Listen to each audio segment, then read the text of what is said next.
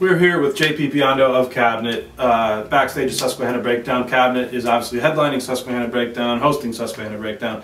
So JP, tell us a little bit what it's like to be able to host and headline your own festival in your own hometown as well. It's great. It's a great feeling, especially up here at Montage. You know, we've all grown up around here for the most part, and I've been coming up to this mountain, seeing music, and you know, it's cool. I live 10 minutes from here, and you know, we're having one of our biggest gatherings and shows right here in our hometown.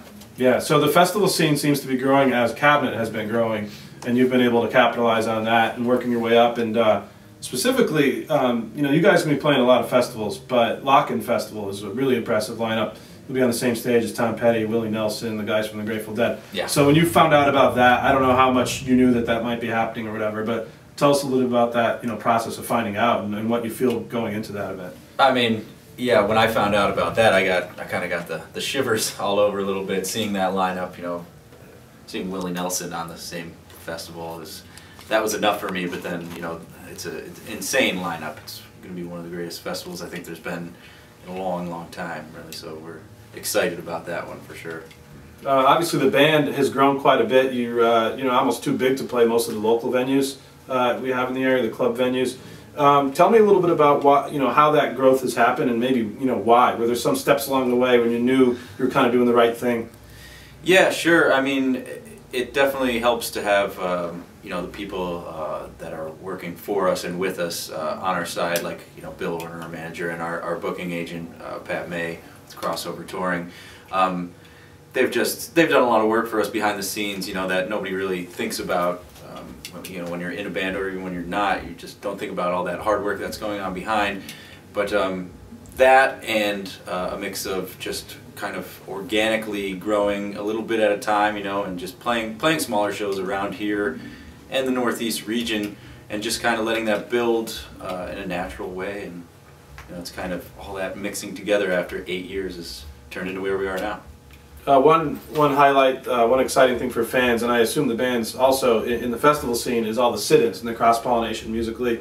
One guy that's going to be playing with you is Ron Holloway, who's become, you know, a friend and a kind of a compadre of you guys. Tell us a little bit about that, because Ron's played with everyone from Stevie Ray Vaughan to the Allman Brothers, and now he loves playing with Cabinet and speaks highly of you guys. I know, it's cool. He found us in West Virginia at a festival a year or two ago, and we just kind of hit it off really good, and kept in touch, and we played, you know, 15 shows or something like that with us, and he just brings this great energy, and it's weird because he's a horn player, you know, saxophone, but it fits in with the bluegrass stuff, and I think he likes the challenge that he gets out of, you know, playing that kind of stuff with us, and he's just a great guy. We love playing with him. Yeah, now as you guys have developed as, you know, a really strong live draw, that means you have fans that are coming to see, you know, multiple shows on a run, or there's people that travel all over to see you guys. Does that kind of behoove you to make sure your set lists are a little unique because you're playing to some of the same people every night? Yeah, I mean, you definitely think about that because we play a lot of the same songs every night. You know, you have to do that as a band. But yeah, you think of where you're, you know, regionally where you're going to be, and if you're in the same area, you know, a few nights in a row or something, we try to mix it up, try to just keep it fresh. And you know, we don't play this. We play a lot of the same songs, but we play them differently a lot to, you know, do some improvisation in there, and that helps to keep it fresh. You know, I think people aren't coming out necessarily to hear what new songs we're writing. They're interested to see what the vibe is going to be like that night, you know, or something like that. Although having the new songs too helps as well. So we mentioned Lockin in some of the, you know, the steps you've made as a career, as a band, throughout your career. Are there certain things kind of on the list as you're looking ahead to the next 2 or 3 years that certain either festivals you want to play, or venues, or types of tours, or size of venues that you kind of want to graduate to?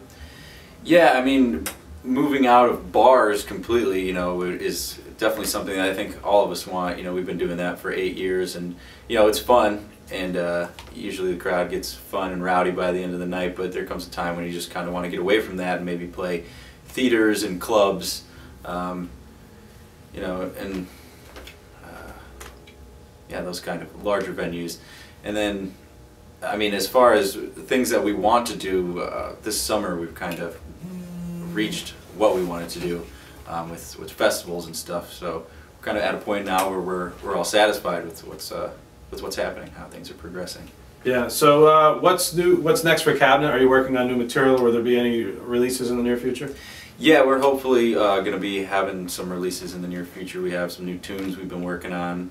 We might even play one of them tonight, and yeah, hopefully get an album out, you know, by the end of the year, early next year, something like that.